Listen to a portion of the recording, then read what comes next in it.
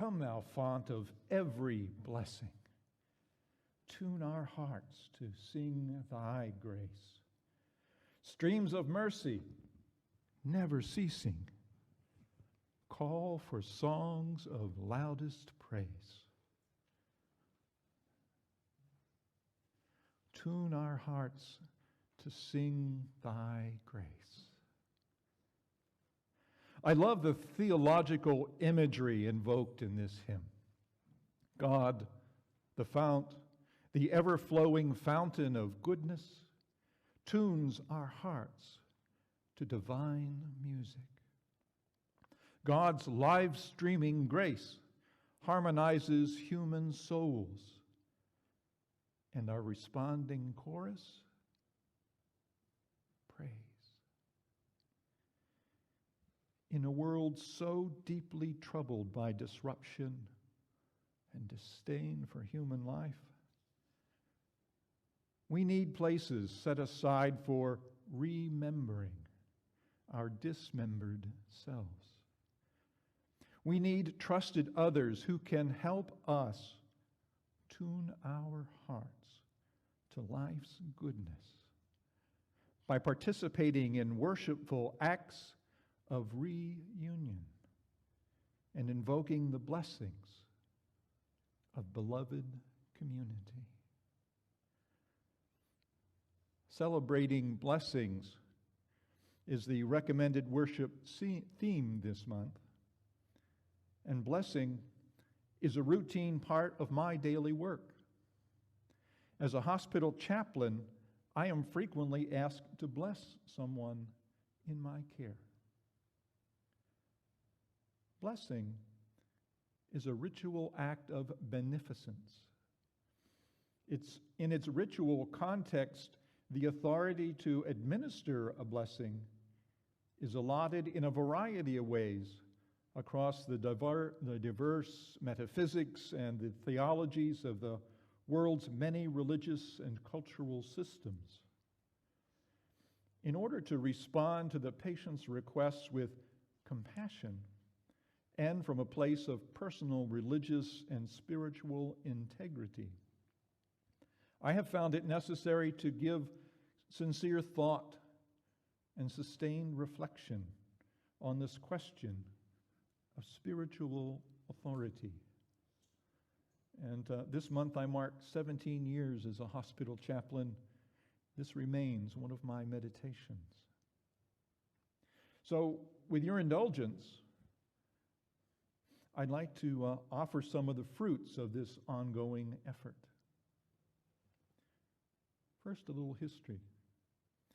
Unitarian Universalism's roots in Europe's Protestant Reformation continue to inform our understanding and the practices that we follow as religious communities. The radical spiritual equality among the people expressed in the Reformation's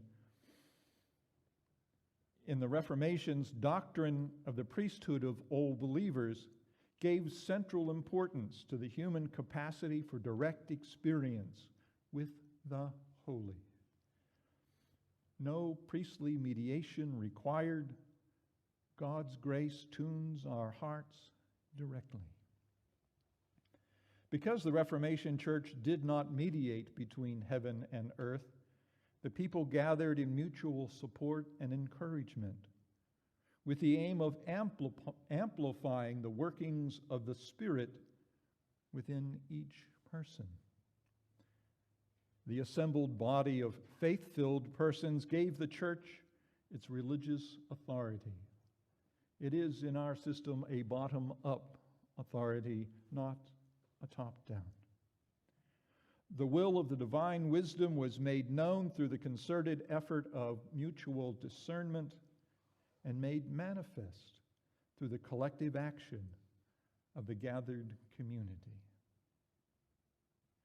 Ministers in Reformation congregations do not represent God to the congregation or to anyone else, but to symbolize the Spirit that is present in and acting through the community. The fundamental recognition of the community as the source for spiritual authority is the reason that Unitarian Universalist congregations are the only religious bodies within our tradition who can ordain religious leaders, our ministers. Having received the spiritual authority of the congregation to serve in the capacity of a minister, the minister will need to maintain relationship with the community or lose the spiritual connection to the church's collective wisdom and inspiration.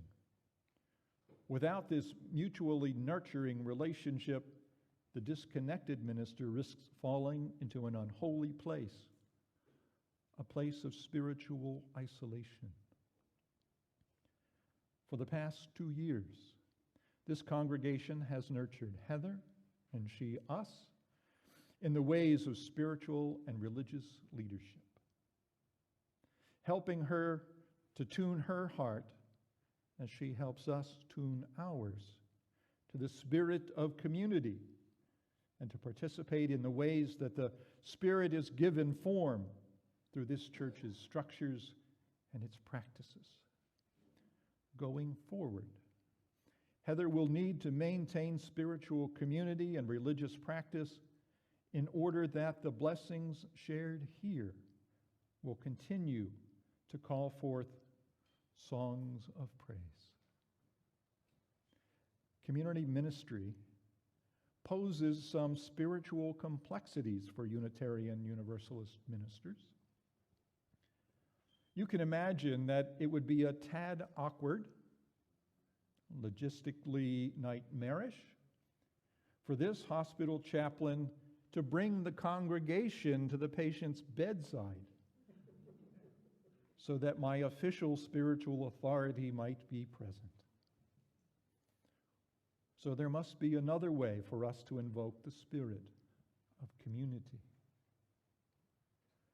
And thanks to the training that I have acquired through my formation and my practice as a Unitarian Universalist minister, there are transferable skills.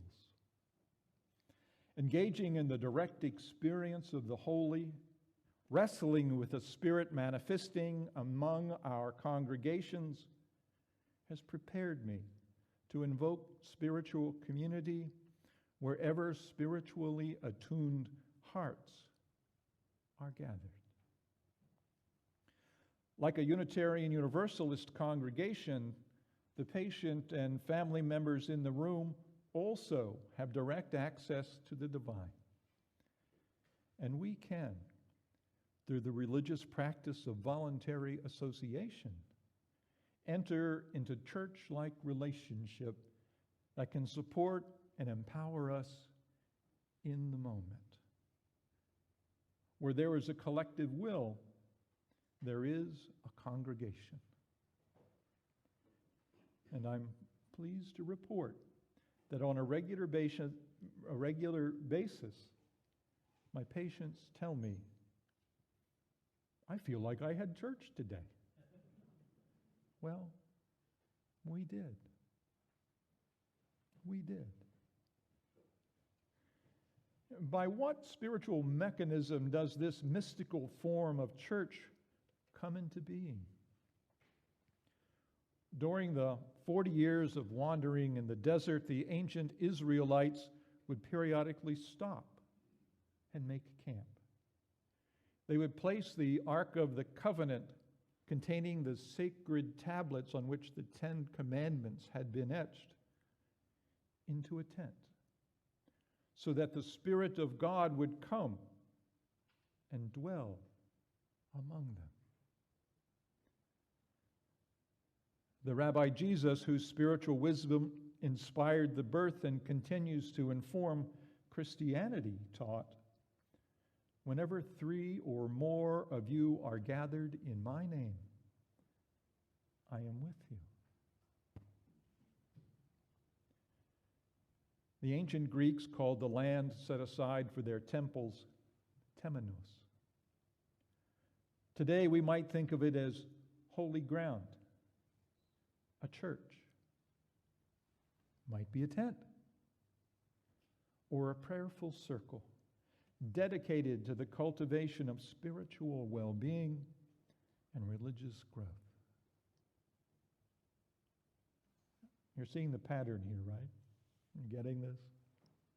Temenos, holy ground, comes into being, is invoked by the spiritual collaboration of the persons who are intentionally present to each other and simultaneously to the direct experience of the divine.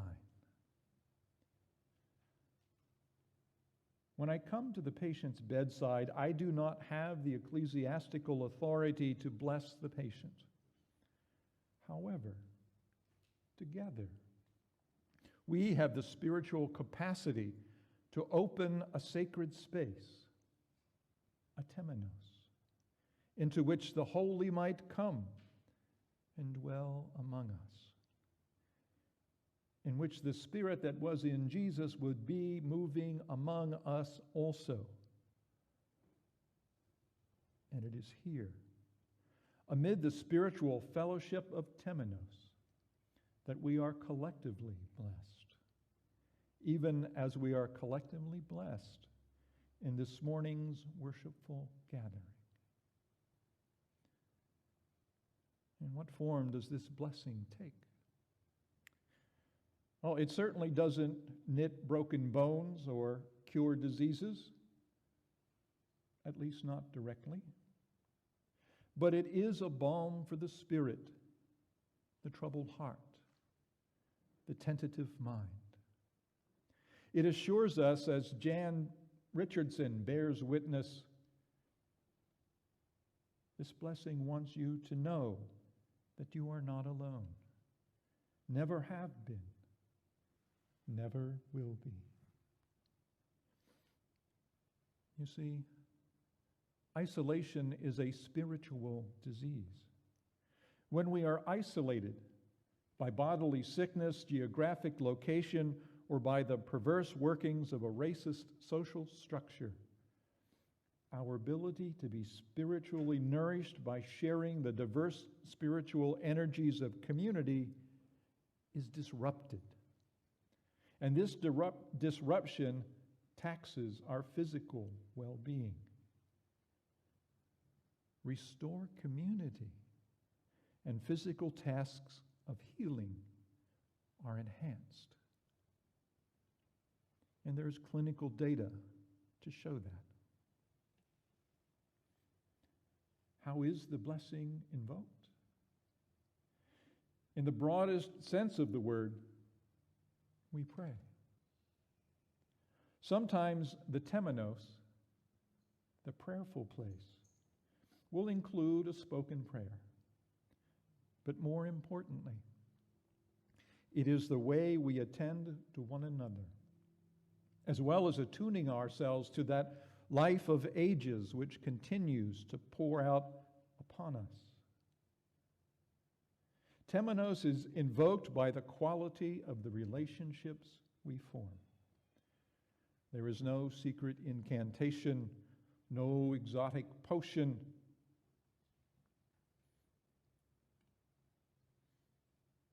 And I've lost my place. Here we are. No potion. No privileged authority. How could I forget privileged authority? No privileged authority that can transform Temenos from potential into reality.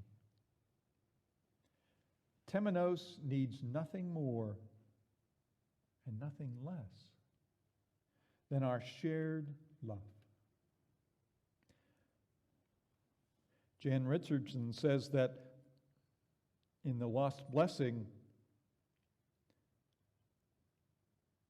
it will go with you, will wander with you as long as you want, as long as it takes, gladly lost with you until your way appears. People in the hospital can tell me their room number, but in 1,000 subtle ways, they signal that they are lost. I cannot bless them by guiding them out, but I can wander with them.